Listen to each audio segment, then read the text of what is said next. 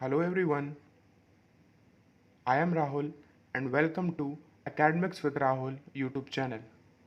Let's learn together. अगर आप channel पर पहली बार आए हो तो चैनल को सब्सक्राइब करें और बेल आइकन को प्रेस करिए ताकि इस तरह की यूज़फुल और इन्फॉर्मेटिव वीडियोस मिलें आपको सबसे पहले। आज हम पढ़ेंगे CBSE क्लास 7th सिविक्स का चैप्टर 1 इक्वालिटी। इक्वालिटी का मतलब होता है समानता, यानी सब का बराबर होना। India is a democracy. In the class 6, we looked at the key elements of democratic government. India एक डेमोक्रेटिक कंट्री है। डेमोक्रेसी का मतलब होता है लोकतांत्रिक।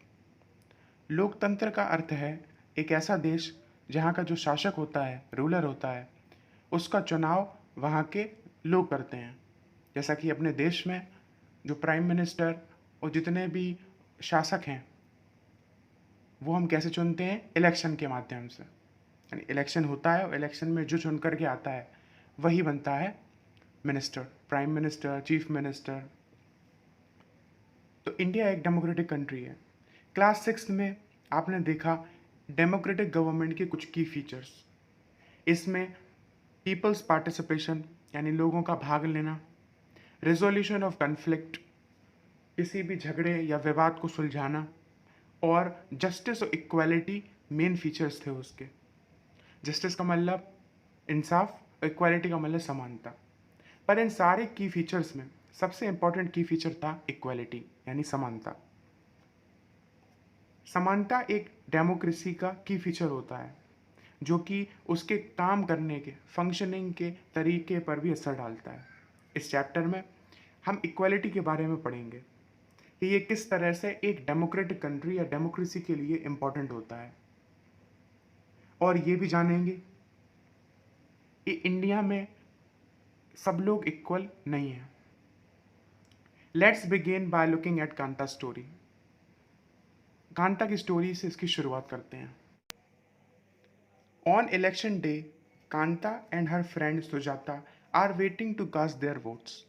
इलेक्शन के एक दिन पर कांता और उसकी सहेली सुजाता दोनों ही वोट डालने के लिए लाइन में लगे हुए हैं। इस लाइन को आप ध्यान से देख सकते हो। इसमें सबसे पहले लगी हैं मंजीत कौर, जो कि एक शिक्षक हैं, टीचर हैं। तेज सिंह दूसरे नंबर पर हैं, जो कि एक ट्रेडर हैं, व्यापारी हैं। गिरीश राव एक स्टूडेंट हैं। कांता देवी, जिसकी ये स्टोरी है, वो एक डोमेस्टिक वर्कर हैं। डोमेस्टिक वर्कर मतलब जो घरों में काम करती हैं। सुजाता कुमारी भी, जो उनकी सहेली हैं, वो भी एक डोमेस्टिक वर्कर हैं। इसके बाद लगे हैं अब्दुल रहमान, जो कि एक आर्टिसन हैं, एक आर्टिस्ट हैं। शबनम बानो, जो एक हाउसवाइफ हैं। ग्रेसी लेलिंग, जो कि एक कंसल्टेंट हैं, सलाह, जो लोगों को सलाह देती हैं। आइजैक लेलिंग, जो कि गवर्नमेंट ऑफिसर हैं। रुखसाना मिर्ज़ा एक मीडिया पर्सन है। योगी राज अनएम्प्लॉयड हैं, यानी इनके पास कोई जॉब नहीं है, ये बेरोजगार हैं। और लास्ट में लगे हैं अशोक जैन, जो कि एक इंडस्ट्रियलिस्ट हैं। लाइन में लगे हुए कांता और सुजाता दोनों ही बातें कर रही हैं। Isn't it good, Suja, that we can all vote as equal citizens of our country? Even Jain Sahib is standing in the line with us.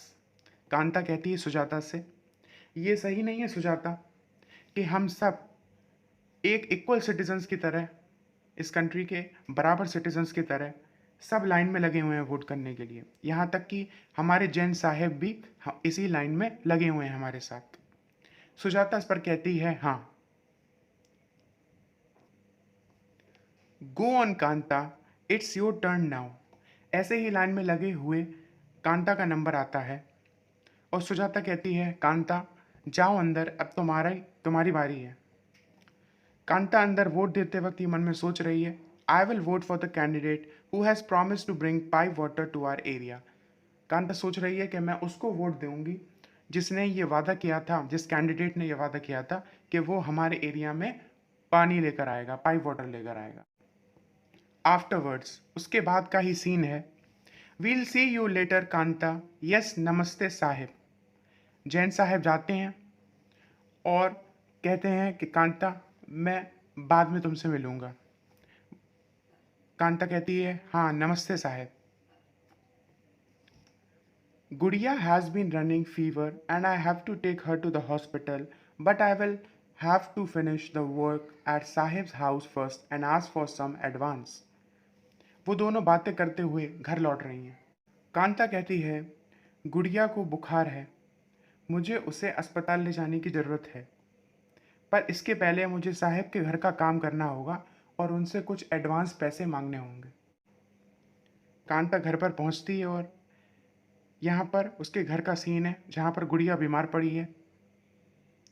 Here, have some of this, you will feel better, and when I get back in the evening, we'll go to the hospital, okay? Kanta गुड़िया से कहती है, ये P low, तुम्हें अच्छा महसूस होगा। जब मैं शाम को लौटूंगी तो हम अस्पताल जाएंगे, ठीक है? It's no wonder that गुड़िया falls ill often, the Basti is never cleaned. Kanta घर से निकलते हुए ये सोचती है कि इसमें कोई आश्चर्य की बात नहीं है गुड़िया क्यों बीमार है या अक्सर बीमार पड़ती है, क्योंकि हमारी बस्ती कभी साफ नहीं रहती, यानी सफाई की वजह से ही वो ज़्यादा बीमार पड़ती है। कांता साहब के घर पर पहुंच चुकी है, वहाँ पर काम कर रही है। इतने में मालकिन कहती है, make sure to do the corners properly, ध्यान रखना कि तुम कोने कोने तक साफ करो। Here you advance Kanta, but don't make a habit of it. No madam. Madam Kanta को एडवांस देती हैं और उससे कहती हैं, ये लो कांता तुम्हारे एडवांस पैसे, पर इसकी आदत मत बना लेना। कांता कहती है, नहीं मैडम नहीं बनाऊंगी।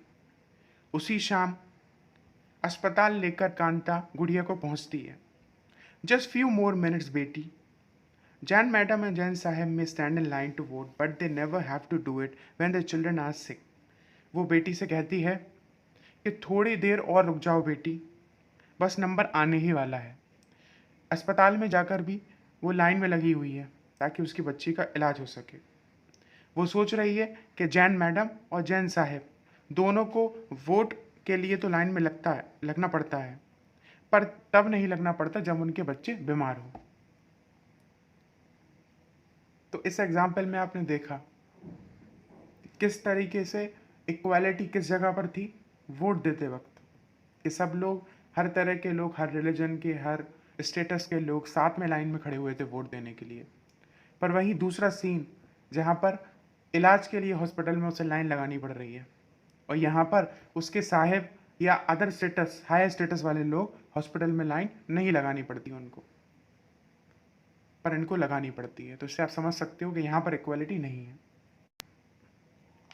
Equal right to vote, vote करने का समान अधिकार। The story above begins with Kanta standing in line to cast her vote.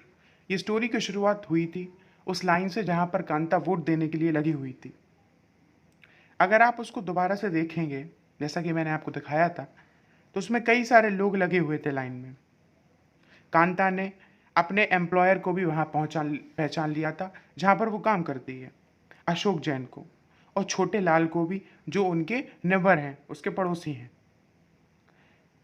In a democratic country like India, all the adults, irrespective of what religion they belong to, how much education they have had, what caste they are, or whether they are rich or poor, are allowed to vote. एक democratic country में, एक लोकतांत्रिक देश में जैसा कि India है, जितने भी वयस्क लोग हैं, अडल्ट लोग हैं, जैसा कि हम जानते हैं कि 18 साल से ऊपर वाले सभी लोग अडल्ट कहलाते हैं, वयस्क। जितने भी अडल्ट लोग हैं वो भले ही किसी भी रिलीजन के हों, किसी भी धर्म के हों, या वह कितने भी पढ़े लिखे हों या ना पढ़े लिखे हों, वो किसी भी कास्ट से हों, वो अमीर हों या गरीब हों, इन सबको ये अधिकार है कि वो वोट दे सकते हैं। This as you have already read in the class 6, ये हमने क्लास 6 में भी पढ़ा था, और इसको क्या कहते थे? Universal adult franchise, and is an essential aspect of all democracy. और जितनी भी डेमोक्रेटिक कंट्रीज़ हैं और डेमोक्रेसीज़ हैं, उन सब में ये इंपॉर्टेंट फीचर भी है उसका। The idea of universal adult franchise is based on the idea of equality because it states that every adult in a country, irrespective of their wealth and the communities he belong to, has one vote. Universal adult franchise का idea किस idea पर based है? Equality के idea, समानता के। क्योंकि ये clearly ये बताता है कि कोई भी अडल्ट, भले ही वो कितनी भी वेल्थ हो उसके पास, यानी अमीर हो या गरीब हो या किसी भी कम्युनिटी का हो, उसका वोट एक के बराबर काउंट होता है, यानी एक पर्सन का वोट एक के बराबर ही होता है। Kanta is excited to vote and happy that she is equal to all of the other because each of them has one vote. Kanta को वोट देकर अच्छा लग रहा है, ये सोचकर कि वो भी इन सब के बराबर है, क्योंकि उसी लाइन में लग के वो भी वोट कर रही है, उसकी वोट की कीमत भी एक है। But as her day goes on, Kanta become less certain about what this equality really means. लेकिन आपने देखा कि जब वही वोटिंग वाला दिन आगे गुजरा तो आपने देखा शाम को कांता के मन में एक थॉट आया कि वो किस तरीके से वहाँ पर बराबर थी, पर यहाँ पर किसी भी तरह की समानता उसे नहीं दिखती। जहाँ पर अस्पताल में उसे लाइन में लगना पड़ता है, बल्कि जो अमीर लोग होते हैं उनको लाइन में नहीं लगना पड़ता। What is it that makes Kanta unsure? लेकिन वो ऐसी क्या चीज़ थी जिसने कांता को ये सोचने पर मजबूर कर दिया। Let's take a look at a day in her life. इसको समझने के लिए उसकी कांता के किसी एक दिन को डिस्कस करते हैं कि उसकी लाइफ में एक दिन कैसा होता है। She lives in a slum and has a drain behind her house. वो कहाँ रहती है? स्लम में रहती है। स्लम एरिया वो होता है जहाँ पर झोपड़पट्टी में लोग रहते हैं, पक्के हाउसेज नहीं होते और ना ही किसी तरह की फैसिलिटी और डेवलपमेंट होता है। तो कांता एक स्लम में रहती है, यानी झोपड़पट्टी वाले एरिया में रहती है, और उसके घर के पीछे एक बड़े सा नाला है, ड्रेन है। Her daughter is sick but she can not take the day off from the work because she needs to borrow money from her employers to take her child to the doctor. उसकी बेटी गुड़िया बीमार है, पर उसके बाद भी वो काम से छुट्टी नहीं ले सकती, क्योंकि उसको पैसे उधार लेने हैं अपने मालिक से, ताकि वो अपनी बच्ची को डॉक्टर के पास ले जा सके। Her job as a domestic help tries her out and finally she ends her day by again standing in a long line. उसकी जॉब जो कि एक डोमेस्टिक हेल्पर की है उसे थका देती है दिन भर में, और लास्ट में उसको क्या करना पड़ता है? अपनी बेटे के लिए हॉस्पिटल में भी लाइन लगानी पड़ती है। This line in front of the government hospital is unlike the one in the morning because most of the people standing in it are poor. ये लाइन जो कि एक गवर्नमेंट हॉस्पिटल यानी सरकारी अस्पताल के सामने लगी हुई है, ये लाइन उस लाइन जैसी बिल्कुल भी नहीं है जो सुबह वोटिंग के टाइम पे लगी हुई थी, क्योंकि उस लाइन में हर तरह के व्यक्ति थे, बल्कि इस लाइन में ज़्यादातर कौन लोग हैं? पुअर लोग हैं, गरीब लोग हैं, क्योंकि उनके पास इतना पैसा नहीं कि वो प्राइवेट अस्पताल में जाकर अपना इलाज सबसे पहले करा सके। यहाँ सिविक्स चैप्टर 1 का पार्ट 1 कंप्लीट होता है। पार्ट 2 अपलोड होते ही मैं उसकी लिंक डिस्क्रिप्शन में दे दूँगा, आप वहाँ से जाके देख सकते हो। अगर आपको हमारी वीडियो और हमारा कंटेंट पसंद आता है तो इस वीडियो को लाइक करें, शेयर करें और चैनल को सब्सक्राइब करें।